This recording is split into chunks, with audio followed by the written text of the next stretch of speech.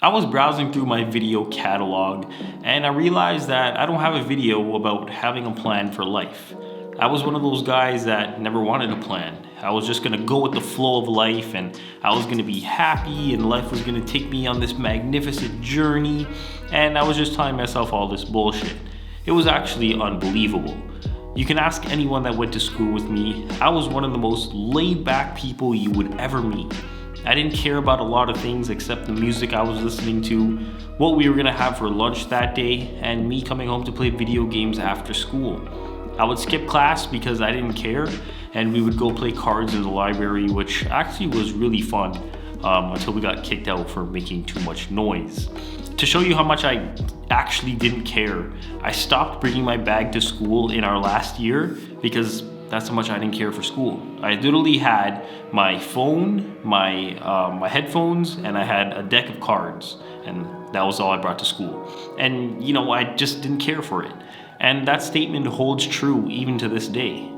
But now looking back, it was a mistake. I think it was a mistake because I think I was a little too laid back.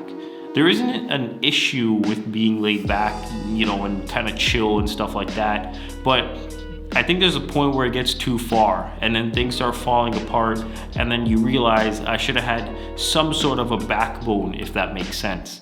I remember I would see kids studying for their exams and stuff like that, and I would almost feel bad for them. I felt bad because they were taking life so seriously, and all these things that they were doing in school wouldn't matter in the long run. So why would they waste their time studying for all these exams and stuff?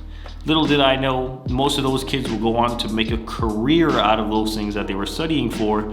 Meanwhile, I'm here working a mundane job to pay the bills. I felt sorry for them all those years ago, and to be honest, now I'm the one that's sitting here looking like an idiot. I think I should have made a plan. I think I should have made a plan because if I had one, I could have been putting the pieces together to build a career or do something other than mundane jobs that I'm doing right now just to pay the bills. Like, I remember my girl told me that she knew what she wanted to do in like grade 10 or 11, which is, I applaud her for that. She knew exactly what she wanted to do and she put the plan into motion. We graduated in 2014. She went to university to pursue that plan and put that plan into action. She graduated in 2018, and now she's building her ideal life. And to be honest, I wish I was like her.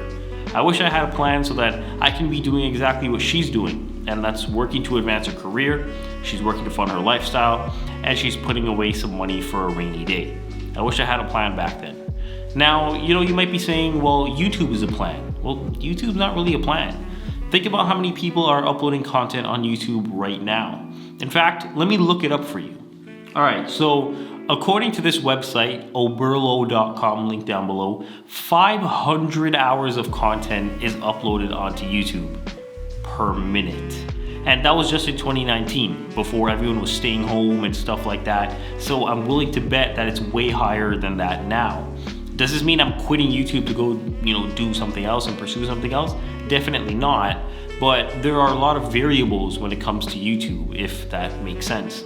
First, you have to find a good niche to upload, videos in. Then you have to make quality videos or content pertaining to that niche. And then this is the part where it gets kind of debatable with the YouTube algorithm and stuff. But, some people say that the only way you'll be a successful YouTuber is if the algorithm blesses one of your videos. I don't know how true that is, but let's just say, for example, that it's the truth. That's a whole variable that's completely out of your control.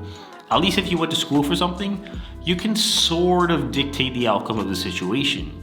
You could decide if you want to try hard enough to graduate with honors. You can decide how long you want to be in school for. You have the ability to decide those things. Sure, you can't decide to make someone hire you, but there are tons of businesses and workplaces available for you.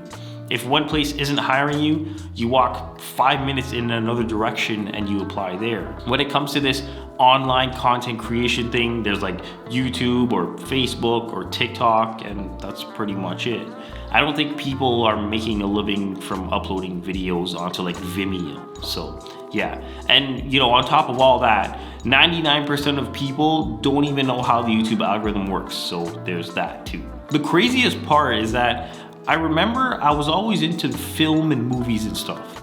I remember watching movies as a kid and I would wonder how they filmed that certain thing, or I would wonder how many people were behind the camera because, I don't know, I just thought of stuff like that.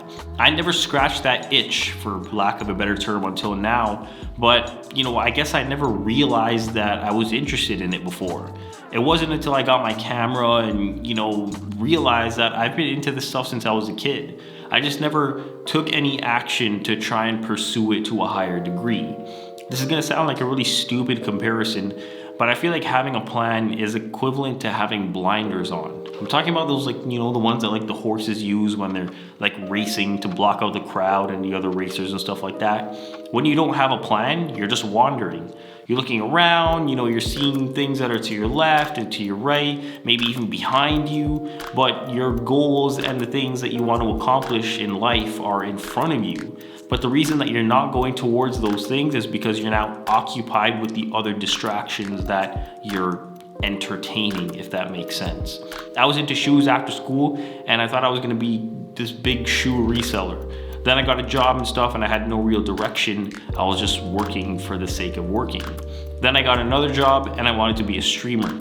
Streamed for a bit, and it wasn't until 2.5 years ago that I found this video YouTube life advice thing.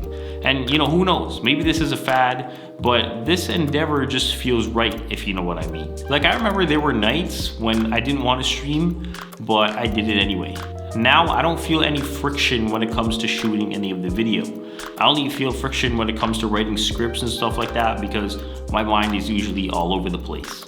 I'm assuming it's a good thing that I don't feel any friction, but only time will tell. I haven't even been doing this for 3 years as of right now. So, we'll see what the future holds. Maybe 3 years from now, so for a total of 6 years, I hate video and I never want to have anything to do with it ever again. So who really knows?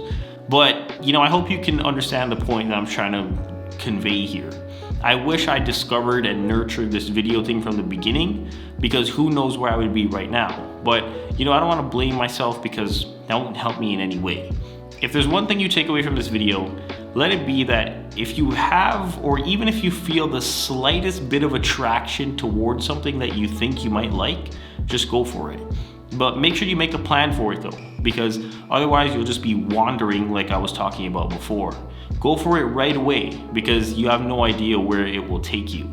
I felt the attraction to video, but I didn't know what to do about it. So, I let it pass and I picked it up again years later. Imagine if I nurtured it from the beginning and I took classes and courses to further my expertise in that area. You see what I mean? And if you try something and it doesn't work out, then at least you scratched that itch that you had. If you lose interest in it, again, at the very least you tried. After that, it's on to the next thing where you work to find the one where you just have that feeling and this is it. And as always, thanks for watching.